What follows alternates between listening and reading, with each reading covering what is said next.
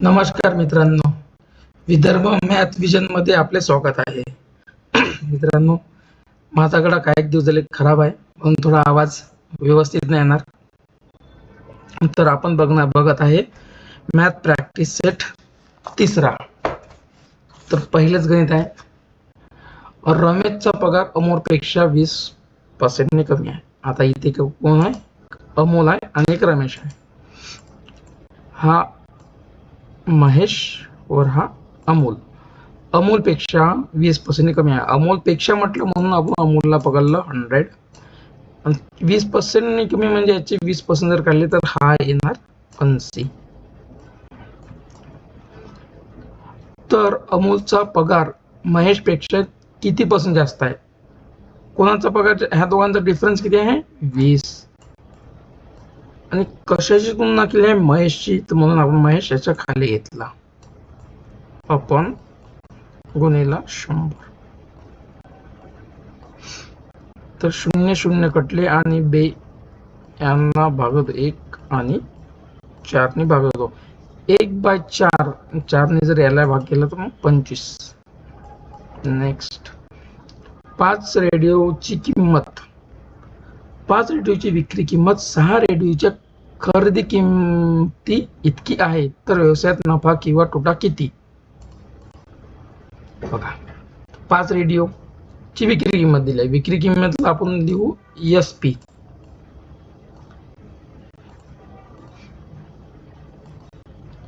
आणि खरेदी किंमतीला आपण लिहू CP, म्हणजे सेलिंग प्राइस आणि कॉस्ट प्राइस. 5 SP ची किंमत कशाशी बरोबर आहे? म्हणते 6 रेडिओशी. म्हणजे SP अपॉन CP इकडे गेला, CP याच्या भागेला येणार, बरोबर 6/5. तुम्हाला हे कळलं असेल मी कसं केलं तर, कारण की 6 इकडे जाणार आणि 5 इकडे येणार. आता इथे बघा, सेलिंग प्राइस 6 आहे आणि सेलिंग प्राइस म्हणजे विक्री प्राइस, विक्री किंमत 6 आहे, खरेदी किंमत 5 आहे. तर याच्यात प्रॉफिट कितीचा? 1चा. आणि प्रॉफिट किंवा नफा हा नेहमी खरेदी किंमतीवर होतो. तो किती दिला येतो आपल्याला? 5 गुणिले 100. 1/5 याचा अर्थ काय होतो? 20%.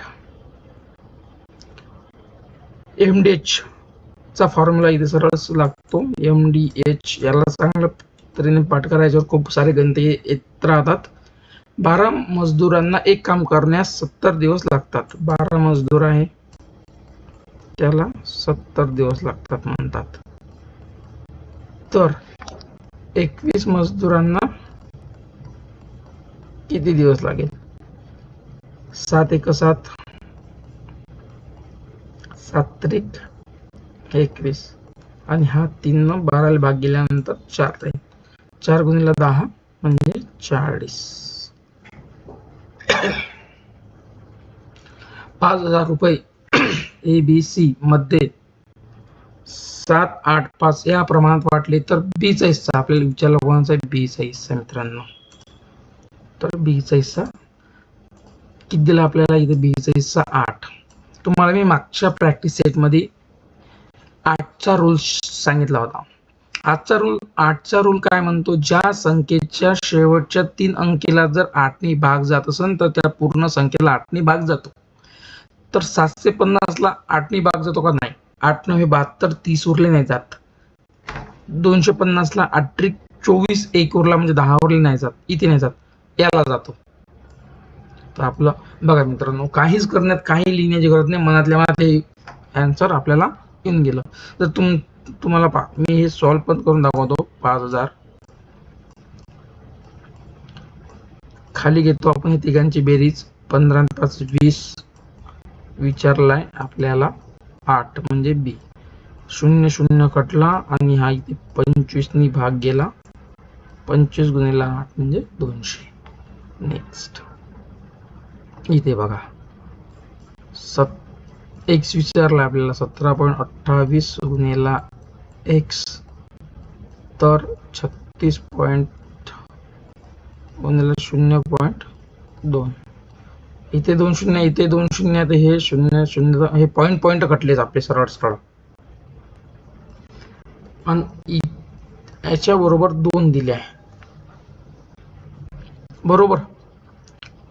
मी 2 याला पण केला तर नाही, सॉरी, 1 मिनिट मित्रांनो, 1 मिनिट करण्याची काहीच गरज नाही. इथे 2 आहे, मी 36 गुणिले 2 केले आणि त्यातला आपला हात एक कटून पॉइंट कटलेच. हे दोन्ही पॉइंट आपले कटले. हाय पॉइंट कटला आणि हाय पॉइंट कटला आणि हाय पॉइंट कटला. 36 गुणिले 2 म्हणजे 72. 72 गुणिले 2 म्हणजे 144. म्हणजे ते गणित काय येणार आहे, 1728 भागिले 144 बरोबर x. पॉइंट आलाच नाही, म्हणजे पॉइंट आहेच नाही. जिथं म्हणजे पॉइंट आहे तो आपला आन्सर असू शकत नाही. म्हणजे हे आपलं आन्सर असू शकत नाही, आपलं हे आन्सर, कारण की पॉइंट आपल्या इथंच कटले. तर ह्या 2 पैकी एक कोणतं आहे. पण इथं कुठं शून्य आहे नाही, आहे काय 2 शून्य होतं, इथं शून्य येऊ शकत नाही. तर म्हणजे आपला आन्सर आहे सी. आणि जसं याला 2 ने गुणू आपण तर आपलं लास्ट मध्ये 12 येतात. तसं नाही, 2 जर गुणला तर एकक स्थानी 8 येतात. तर हा एक आहे आन्सर याचं. नेक्स्ट, 2 व्यक्ती अनुक्रमे 12 किलोमीटर पर हवर व 15 किलोमीटर पर हवर वेगाने एका दिशेने जातात, तर ते किती तासानंतर त्या व्यक्तीला एकमेकांपासून 45 किलोमीटर दूर असतील. म्हणजे सपोज हा व्यक्ती आहे इकडे चालला, एक दुसरा व्यक्ती हा इकडे चालला, याची तर स्पीड आपल्याला माहिती आहे 15 आहे आणि याची किती आहे 12. पण ह्या दोघांचं डिस्टन्स किती आहे, ह्या दोघांमध्ये 45. तर हे 45 जाण्यासाठी त्यांना किती वेळ लागेल. तर जर मित्रांनो एकच जर दिशेने जात असेल दोन्ही, तर हे आपण त्यांच्या स्पीड काय करत असतो मायनस. म्हणजे 45 भागिले ह्या दोघांचे मायनस 15 मायनस 12 म्हणजे 3, किती भाग जाईल 15 ने, 15 त्रिक 45. मित्रांनो याच्यात तुम्हाला जर कोणतं जर गणित समजलं नसेल तर प्लीज कमेंट करा आणि मला विचारा प्लीज. 60 किलोमीटर वेगाने गेल्यास निर्धारित अंतर 5 किलोमीटर कापतात, तर तेच अंतर 4 मीटर कापण्यास गाडीला ताशी वेग किती किलोमीटर वेगाने वाढवायला हवा. अच्छा, एकदम सोपे आहे मित्रांनो. हे 60 गुणिले 5 म्हणजे डिस्टन्स निघतात. हे डिस्टन्सचा काय फॉर्म्युला आहे मित्रांनो, डिस्टन्स म्हणजे स्पीड गुणिले टाइम. हे झालं डिस्टन्स. स्पीड 60 आहे आणि त्याला वेळ लागते 5.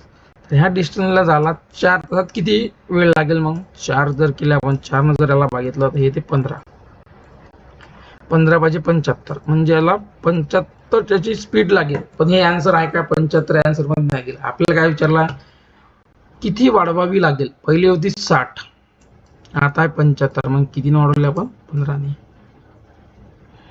5 संख्येची सरासरी 17 आहे, तर त्यापैकी पहिल्या 4 संख्येची सरासरी 16 आहे.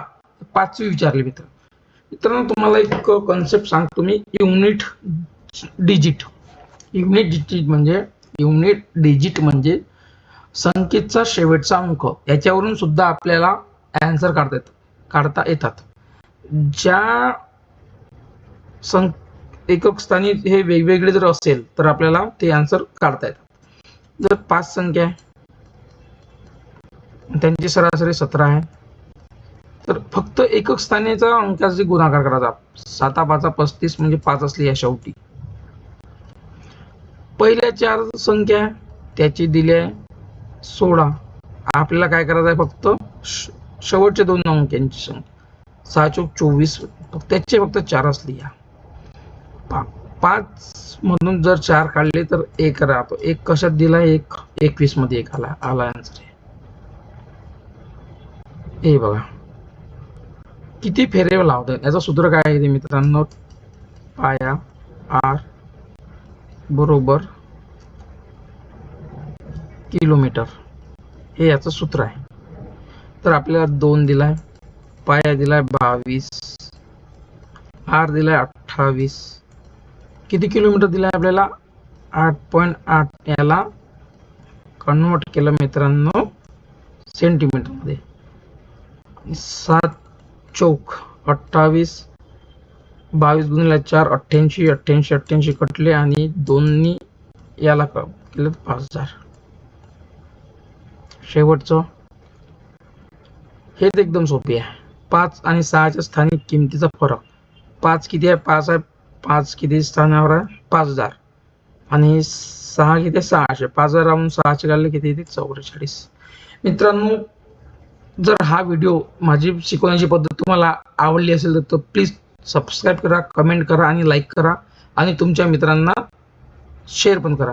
थँक्यू मित्रांनो.